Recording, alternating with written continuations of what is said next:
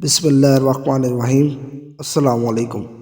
آج کی ویڈیو ایک ایسی پاک خاتون کے بارے میں ہے کہ جن کو ہمارے پیارے نبی حضرت محمد صلی اللہ علیہ وسلم نے 4 عظیم عورتوں میں شامل کیا ہے۔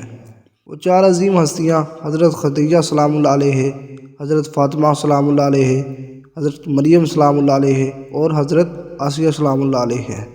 آئیے بات شروع کرتے ہیں فرعون کی شادی سے۔ فرعون مصر نے ریحان بن ولید کی پوتی حضرت آسیہ کو شادی کا پیغام بھجوایا۔ یاد رہے ریحان بن ولید وہی بادشاہ تھا جو حضرت یوسف علیہ السلام کے دور میں تھا، اور وہ حضرت یوسف علیہ السلام پر ایمان بھی لایا اور اس نے حضرت یوسف علیہ السلام کو عزیز مصر بھی بنایا۔ خیر، جب حضرت آسیہ کو فرعون نے شادی کا پیغام دیا تو یہ ان کے والد اور حضرت آسیہ کو بھی ناگوار گزرا، کیونکہ فرعون مصر پہلے دن سے ہی ظلم و بربریت کے لیے مشہور تھا۔ لیکن فرعون نے اپنی بادشاہت کے زور پر جبراً حضرت آسیہ سے شادی کر لی اور دھمکی دی کہ اگر آپ شادی نہیں کریں گی تو آپ کے والدین کو قتل کر دیا جائے گا۔ شادی ہونے کے بعد بھی اللہ پاک نے حضرت آسیہ کو فرعون سے محفوظ رکھا اور وہ آپ پر قادر نہ ہوا۔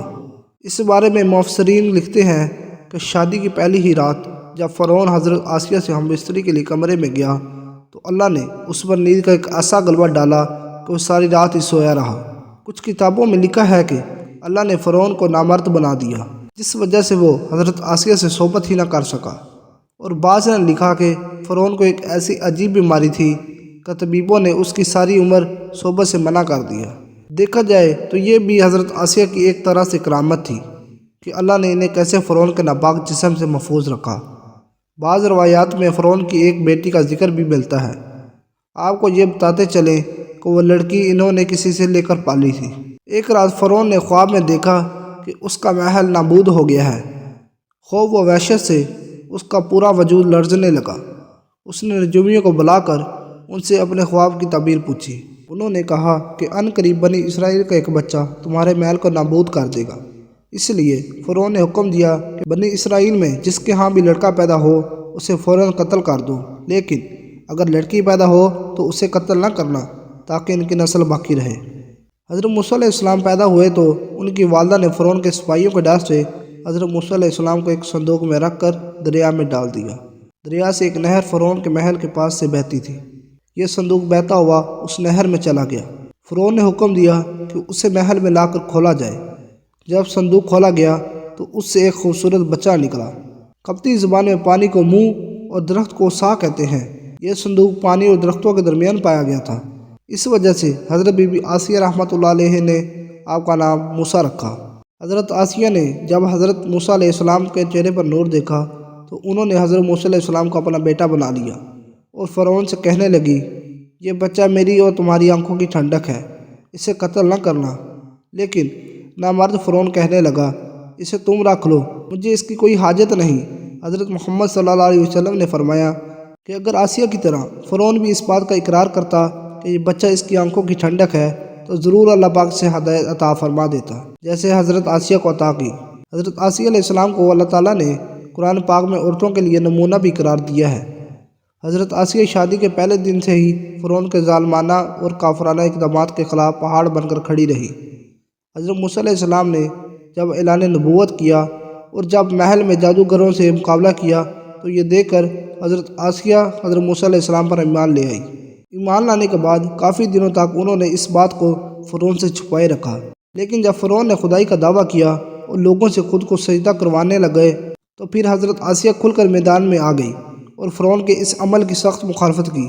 جیسے ہی فرعون کو پتہ چلا کہ میری بیوی بھی موسیٰ کے خدا پر ایمان لا چکی ہے تو اس نے حضرت آسیہ پر بھی ظلم ڈھانے شروع کر دیے۔ روز دن اور رات ان کو مختلف اذیتیں دیتے۔ فرعون جیسا کافر شوہر بھی ان کے ایمان کو متزلزل نہ کر سکا، لیکن فرعون نے بہت زیادہ کوششیں کی تاکہ کسی نہ کسی طرح انہیں راہ راست سے منحرف کر دیا جائے، لیکن وہ ایسا نہ کر سکا اور آسیہ بھی اس کی تمام کوششوں کو ناکام بنا کر صرف خدا واحد کی عبادت میں مصروف رہی۔ حضرت موسیٰ علیہ السلام کے چاہنے والے فرعون کے سپاہیوں کے ہاتھوں ظلم و ستم کی بھینٹ چڑھ رہے تھے اور انہیں بے دردی کے ساتھ قتل کیا جا رہا تھا، یہاں تک کہ فرعون نے حضرت موسیٰ علیہ السلام پر ایمان لانے والے ایک شخص کو، جسے قرآن کریم نے مومن آل فرعون کے نام سے یاد کیا ہے، بڑی ہی بے دردی سے قتل کر دیا، جس کے بعد آسیہ کا صبر کا پیمانہ چھلک اٹھا۔ وہ کھلم کھلا فرعون کی مخالفت کرنے لگی۔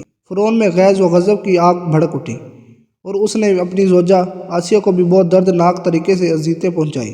اس ظالم نے ان پر بڑے بڑے عذاب کیے، ان کو بہت زیادہ مارا اور زد و کوب کیا اور چومیاں کر دیا، یعنی 4 کونٹیوں میں آپ کو گھاڑ دیا۔ حضرت آسیہ علیہ السلام کے چاروں ہاتھوں پیروں میں لوہے کی کیلیں ٹھوک کر چاروں کونوں میں اس طرح چکڑ دیا کہ وہ بل بھی نہیں سکتی تھی، اور بھاری پتھر آپ کے سینے پر رکھ کر ان کو ریت پر دھوپ میں لٹا دیا اور پانی بند کر دیا۔ اللہ اکبر! ایک دفعہ ذرا سوچے تو صحیح، دوستوں کی تنہا عورت اور ظالم و جبر شوہر کا محل، ہاتھوں اور پیروں میں کیلیں ٹھوک دی گئی، گرم ریت پر لٹایا ہوا ہے اور سینے پر ایک بھاری پتھر رکھ دیا گیا ہے۔ پھر بھی حضرت آسیہ علیہ السلام ایمان پر عزم و استقلال کے ساتھ تھی، ان مصائب کے باوجود قائم و دائم رہی اور فرعون کے کفر سے خدا کی پناہ چاہی۔ ایک روایت تو یہ ہے کہ فرعون نے حضرت آسیہ علیہ السلام کی کھال اتروا دی اور پھر ان پر چٹان کو گرا دیا۔ اللہ اکبر!